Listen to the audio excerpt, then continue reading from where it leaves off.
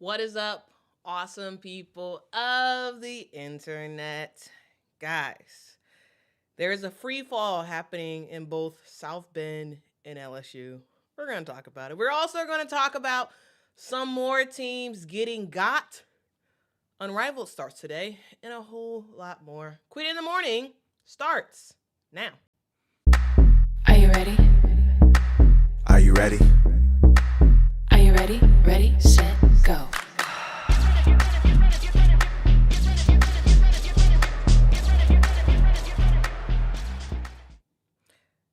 Okie dokie, let's get started, ladies and gentlemen. And we start with the headline of the day, and it is referee incompetence once again. Late game officiating takes center stage. We talk about it all the time when it comes to the WNBA, but it's also a thing when it comes to college basketball as well. Yesterday, during the Vandy LSU game with 30 seconds left to go in the game, it was an inbound for Vandy. Mikayla Blake gets the basketball. She steps out of bounds and quickly steps right back in.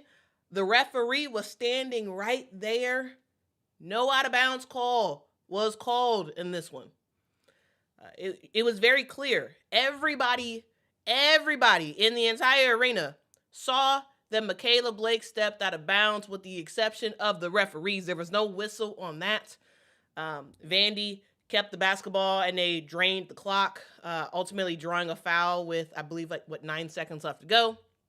Mikayla Blake goes 1 for 2 on the free throw line, and ultimately what was then a 3-point game at the time, with 30 seconds left to go, it was a 3-point game, turned into a 4-point game, and 9 seconds just wasn't enough for LSU to make the comeback. And once again, the referees do it again. Now, a thing to note is that under NCAA rules, coaches are not allowed to challenge a non-call on an out-of-bounds play. So, there was some talk about Kim Mulkey not having a timeout to challenge the call. She could not have challenged the call, even if she had a timeout per NCAA rules. You can challenge, you just cannot challenge an out-of-bounds play. So, challenge a non-call on an out-of-bounds play. And so that's something to note there. Because that non-call, in a lot of ways, did just sort of end LSU's chance to ultimately win the game. But at the same time, we talk about it all the time, the referees can be bad, but ultimately, you need to win on your own. And when it comes to winning, well, LSU just can't seem to do it. They're now 0-2 in conference play for the first time in the Kim Mulkey era. This team looked good as the game went on, but ultimately they lost it in the fourth quarter. And Vandy had an epic comeback in the fourth, of course, led by their amazing Mikayla Blakes. And there was nothing LSU could really do to slow Mikayla and team down. We did see a new lineup for the LSU Tigers as Kate Koval went to the bench. Zakiyah Johnson came into the starting lineup because likely the rebounding issue in the last game. And I thought that was a good change of pace for LSU. Also, we did see Jada Richard go to the bench and MiLaysia Fulwiley get the starting nod. Again, good decision on that front. I will say, though, there was a very, very costly turnover by MiLaysia Fulwiley in the fourth quarter that I do believe continued to help shift the tide to Vandy, especially late in the fourth quarter. MiLaysia was good in this game. However, turnovers are still an issue.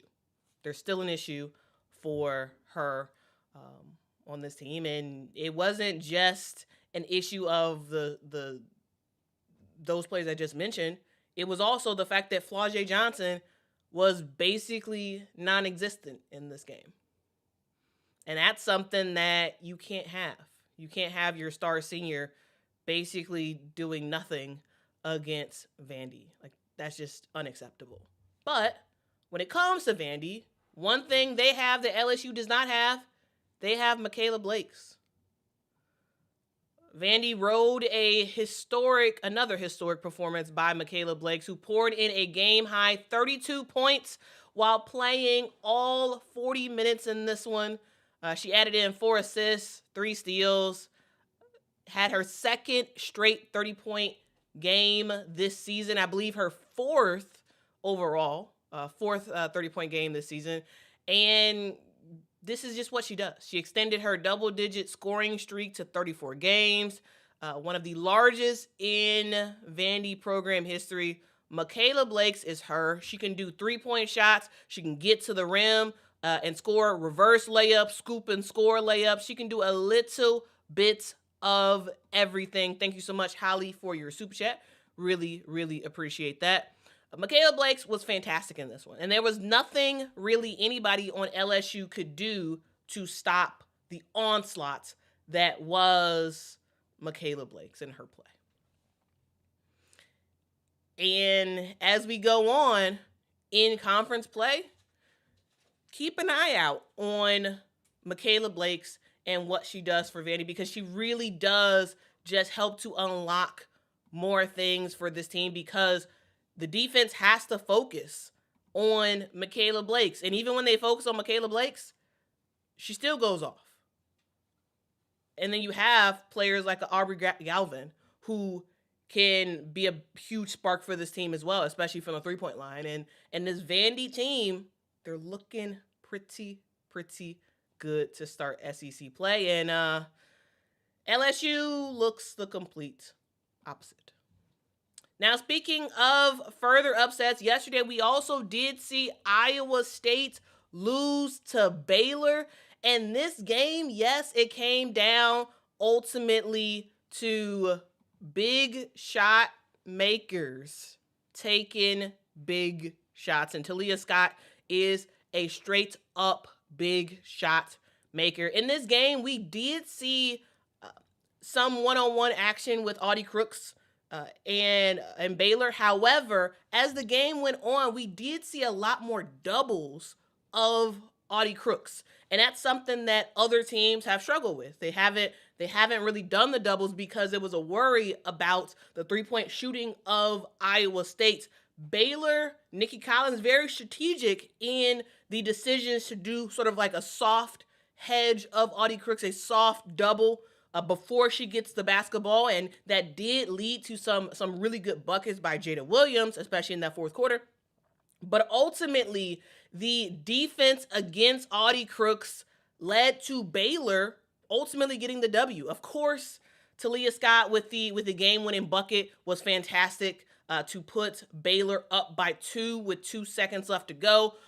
And we saw Little Paige Bugs get her hand on the basketball to prevent it from cleanly going to Audie Crooks, which led to time expiring and led to Baylor ultimately getting the dub on the road. Huge shout out to, of course, Talia Scott, but also the Little Paige Bugs was absolutely fantastic in this one, especially on the defensive front. This girl was getting after it when it came to rebounds. Ultimately, 20 rebounds for Little Paige Bugs, 13 points. She had some really good steals in this game as well. This is a Baylor team that is ready for Big 12 play. And yesterday, they had Iowa State on their agenda. Now let's continue on when it comes to the upsets, because that wasn't the only other upset we saw yesterday. We also saw Stanford take down UNC. This was an overtime game, and ultimately, Stanford got the dub. Courtney Ogden was absolutely fantastic in this one. I thought Chloe Clairday, she also was pretty big in this one, especially when it comes to the three-point bucket. This Stanford team is a team that personally I have not paid much attention to. However, I now will be paying more attention to because they took down number 16 North Carolina. And the best part about it, they did it on the road. Again, guys, we are in conference play, which means there will be a lot of teams getting shout out to Stanford for getting their W 77-71. And that wasn't it. Wait, there's more. We also saw Duke take care of business against Notre Dame yesterday. The final score of that game was 82 Duke, 68 Notre Dame. And then in this one, we continue to see the evolution of this Duke team. Remember, early on in the season, Duke was heavily struggling to actually put together a good half-court offensive set. And now they've took their lumps. They've gone through their issues, and they've gotten a bunch of losses. However, now as ACC play has started, they're looking very, very good. Really fantastic game yesterday by Duke. All starters ended up scoring in double figures. This really was a complete game by Duke. They were knocking down threes. They were just knocking down buckets left and right. They looked good. And the sets that they were running looked very good as well. Only 11 turnovers for Duke yesterday. And this team is finally starting to roll. And it makes you wonder, about the importance of non-conference play. More about that in just a sec. But before we go to that, I do want to talk about my friends at Factor. Now, maybe you are someone who is you got a lot of plans for 2026. You are working through a list of all the accomplishments you want to get done. And sometimes when you're worried about getting a lot of stuff done, you're worried about, okay, you got to check all this stuff off the box. Sometimes you get really, really busy and food becomes an afterthought. And that is where my friends at Factor has you covered. They have a bunch of selections that you can choose from on their website. You can, whatever your dietary restrictions are, no problem with Factor. With Factor, they give you ready-to-eat meals that only takes a couple of minutes to put in the microwave and enjoy. With Factor, there is no refined sugars, no artificial sweeteners, no refined seed oils, just 100 rotating weekly meals that all taste very, very good. With Factor, it's always fresh, never frozen, and no prep, no stress. So make sure to check out Factor. I personally like Factor. I think you will like it as well. You can head over to factormeals.com/QITA50off and use code QITA50off to get 50% off your first Factor box plus free breakfast for 1 year. This offer is only valid for new Factor customers with code and qualifying auto-renewing subscription purchase. You can make healthier eating easier with Factor meals. All right, let's continue on in our agenda because we got some more stuff to talk about, including some not so good news. I call this Kentucky unlucky because Tiani Key got hurt yesterday. She ended up suffering a pretty scary injury in Kentucky's game against Missouri yesterday. Ultimately, she ended up falling in the third quarter. It looked pretty bad in real time. Turns out after the game, we ended up finding out from Coach Kenny Brooks that she has dislocated her elbow. And so that's something to note. And so dislocating your elbow, that's probably going to be more of a several game thing where she's going to be missing. She's already missed, I believe, 2 games so far this year, and Kentucky was able to, handle it without her. However, the reason why this is just at an unlucky time is because we're in SEC play, and Tiani Key is key for success for Kentucky. Yes, they do have players who can kind of fill in the gap, but to me, I think this is a very significant injury, and it's an injury that I wanted to make sure that you all knew about. And we'll see how Kentucky kind of rolls from here on out. It didn't matter as much yesterday for that game because it was, they were playing against Missouri, and ultimately they got the win 74-52 over Missouri. And we'll kind of monitor that and see how that continues to go from here in terms of Tiani Key being out. Now, I do want to have a bit of a longer tail discussion about non-conference. So yesterday really was a trial by fire, or last week I should say, really was a trial by fire type of a week. When it came to women's basketball, we saw conference play really heat up. Some teams are playing conference games for the first time this past week, and we saw a lot of teams get got. We talked about it on Friday. We talked about it earlier today, and I want to talk about the case for a tougher non-conference schedule. Because this kind of came up because I was watching LSU's press conference yesterday, and Kim Mulkey was basically asked about her non-conference and any thoughts about that, considering you started off conference play 0-2, and she basically said something like, and now this is me paraphrasing, she basically said something like, we probably would have had more losses on our schedule had we scheduled a tougher non-conference. And I have to say, she's right. Yes, LSU would have had more than 2 losses on their schedule if they played a tougher non-conference schedule. But when we think about it, what is the ultimate goal, really? What is the ultimate goal when it comes to these college basketball teams? Well, of course, the ultimate goal is to get to the NCAA tournament. But how do you kind of guarantee that you're getting into the NCAA tournament? It's not through non-conference games. No, it's not through, just jumping up your stats in non-conference. It's actually conference play.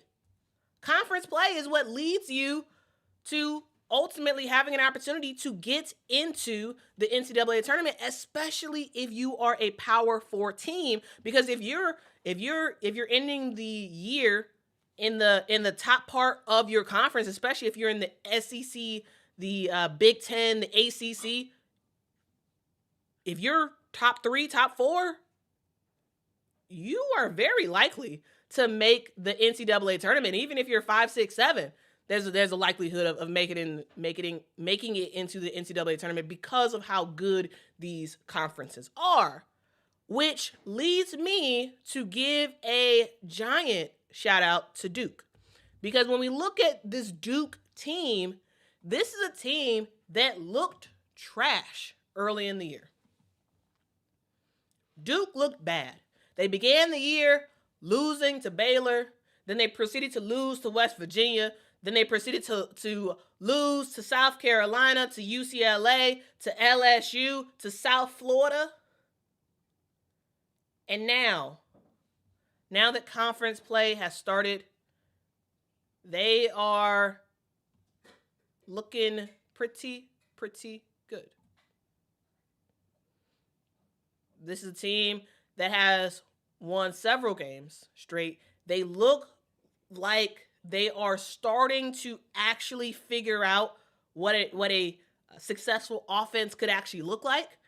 And it's having me think, maybe this was a really good thing for Kara Lawson and crew to play the likes of South Carolina, UCLA, Baylor. Maybe there was a strategy there, sort of. Now, of course, losing to West Virginia was not on the tough non-conference list, right? But they took their lumps. They learned a lot quickly. And now we're starting to see the success of Duke. Now, of course, conference play just started. They do have some very, very tough games coming up. One game that I definitely think you all should keep on your radar is the game against Stanford on the 11th. I think that's a game that's definitely a game to watch. Also, they are playing Louisville coming up, as well as North Carolina. So there's still some more competition for Duke to play. However, the way they played specifically against Notre Dame yesterday, it just showed the difference between both teams. Notre Dame is also a team that played a easier schedule for non-conference. The toughest team that they really played for Notre Dame was they played Ole Miss, they played USC, and they played Michigan. All really good teams. But then you also surround yourself with easy dubs, and then you end up in conference play, and now you're 0-2. You lost to Georgia Tech, and now you just lost to Duke. And so, to me, I really do think that non-conference is extremely important. It's more important than what people like to say. It is. Because Jasper is completely right. Adversity builds character. And we're seeing that character basically be built in real time for Duke. And it just shows that,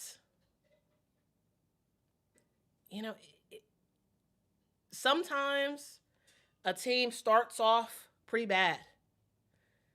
It's important never to write teams off, because I know I personally talked a lot about Duke and how bad they were and how there didn't really seem like any hope for them to get better. But again, we see what's happening now. We see what's happening now. And Olivia is absolutely right. This is another lesson about speaking too soon. Yes, anything can happen. Anything can happen when it comes to women's college basketball. And yes, Henry, the current non-conference schedule is hurting the game of women's college basketball, because we see a ton of blowouts early in the year, and it gets hard to figure out what teams are actually good and who should actually be ranked.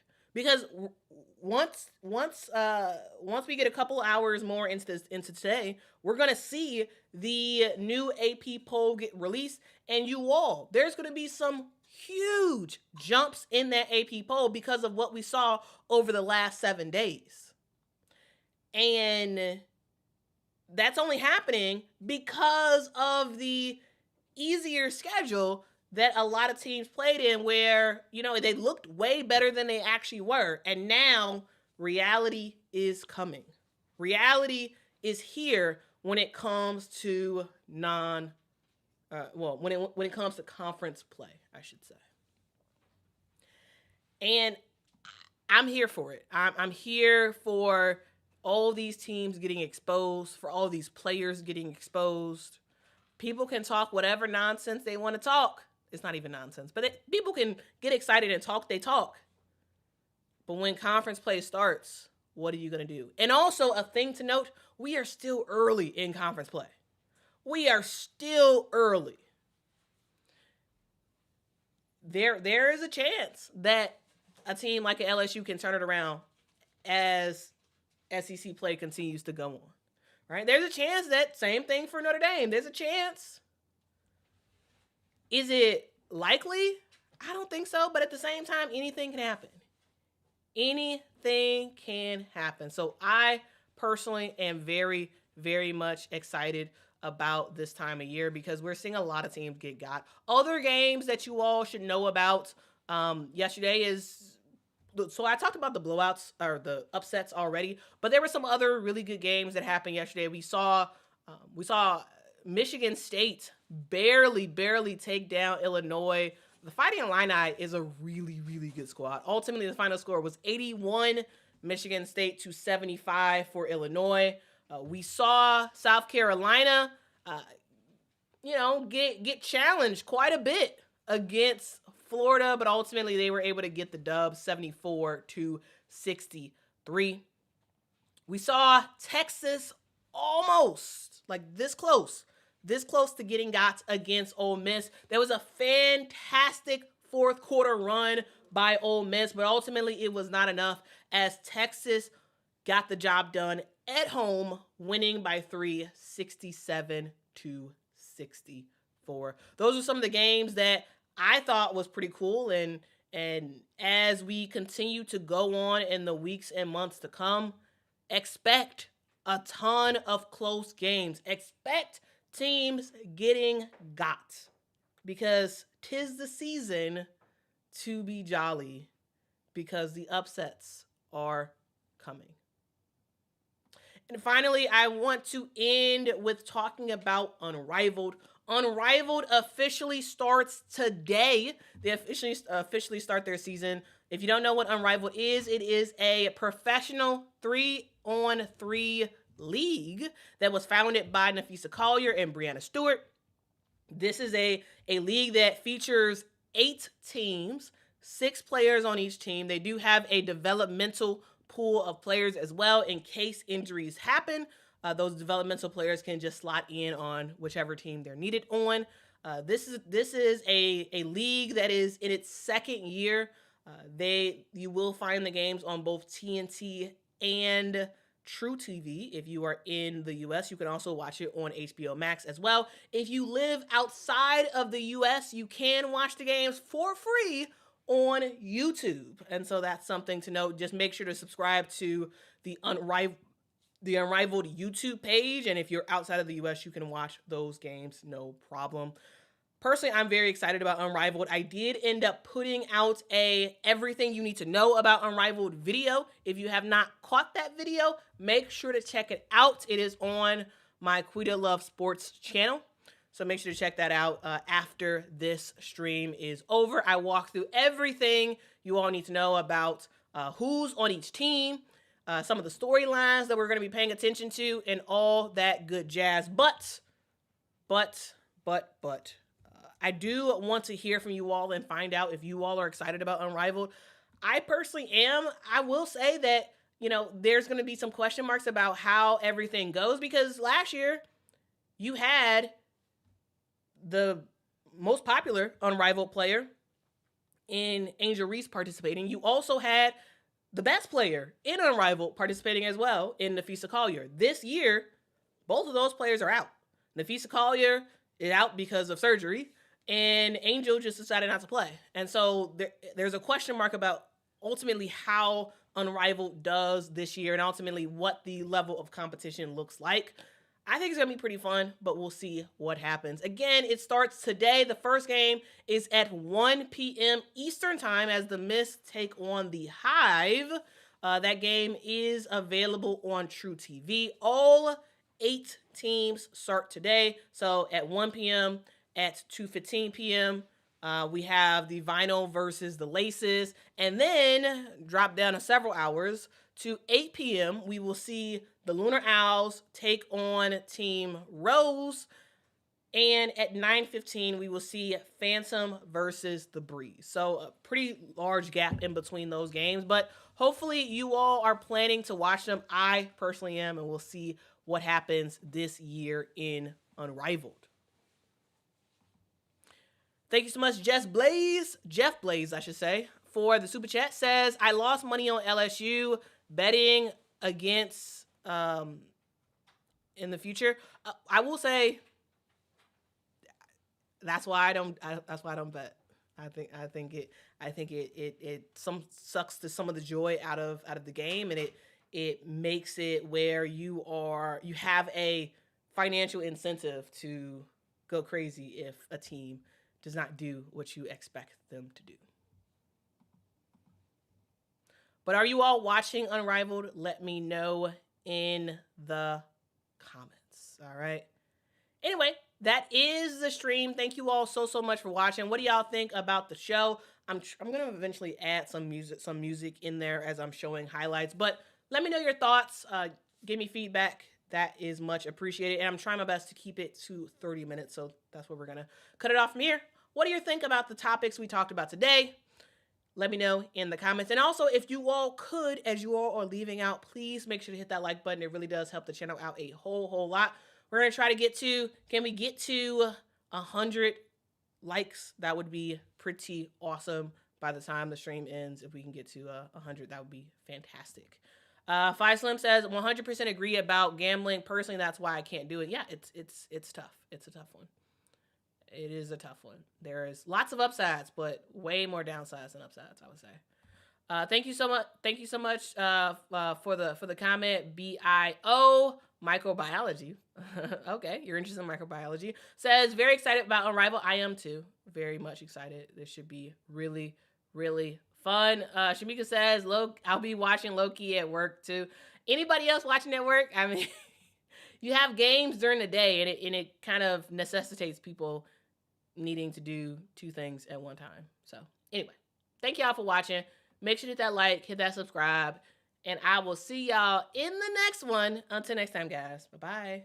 Are you ready? Ready, set.